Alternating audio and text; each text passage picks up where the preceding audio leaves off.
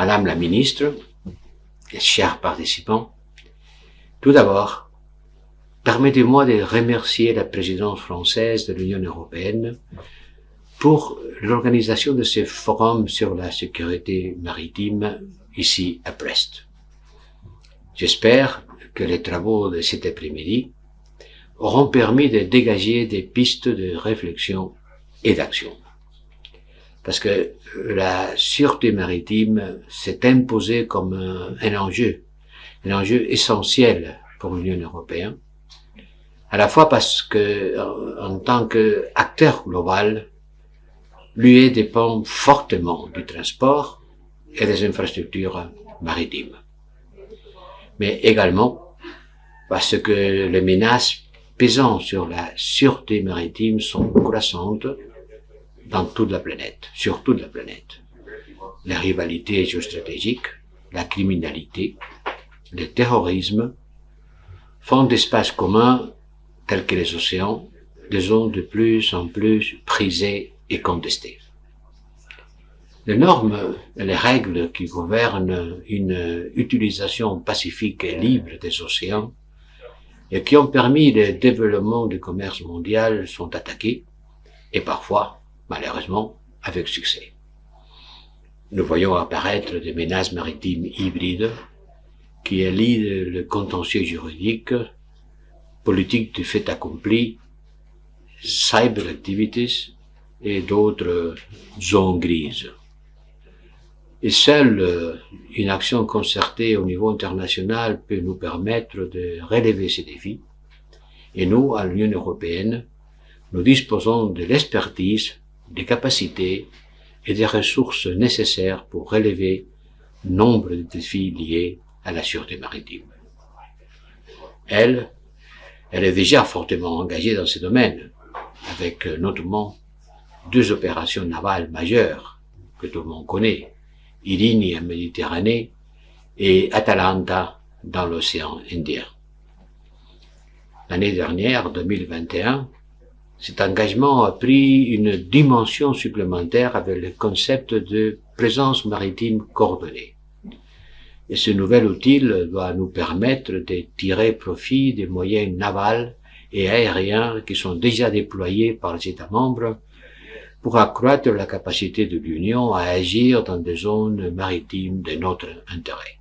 La première expérimentation de ce concept a été déjà lancée dans le golfe de Guinée, où malheureusement la piraterie se répand, dans le cadre de la stratégie de l'Union européenne pour cette région, avec la participation active de plusieurs États membres qui sont déjà actifs dans la zone, notamment la France.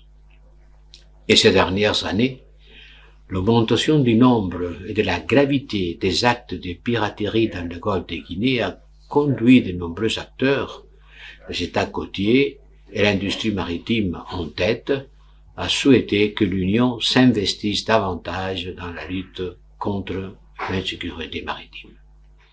Et pour cette année-ci, en 2022, notre objectif est de poursuivre la mise en œuvre de ces concepts dans d'autres zones maritimes d'intérêt majeur pour l'Union européenne, et à commencer par la partie nord-ouest de l'océan Indien, conformément à notre stratégie pour l'Indo-Pacifique, qui vise à promouvoir une architecture de sécurité régionale qui soit ouverte et fondée sur la coopération, le respect du droit international et la protection des routes maritimes.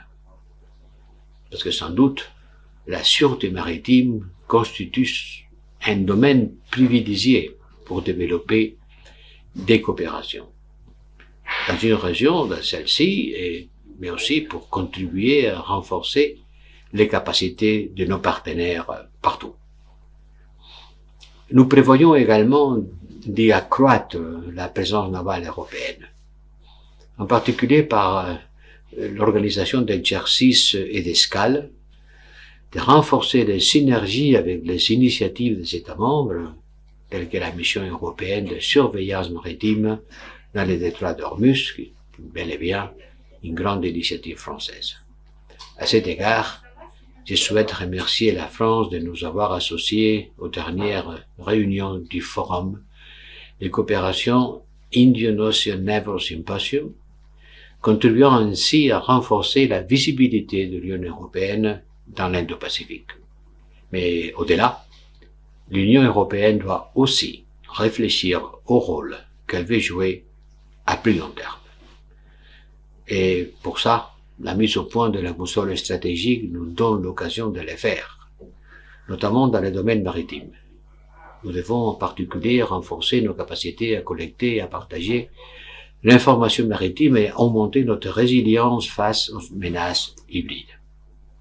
À l'avenir, il serait utile aussi que les marines et les gardes-côtes des États membres travaillent ensemble plus souvent pour améliorer leur interopérabilité, mais aussi pour augmenter la visibilité de l'Union dans son domaine maritime et au-delà, le cas échéant.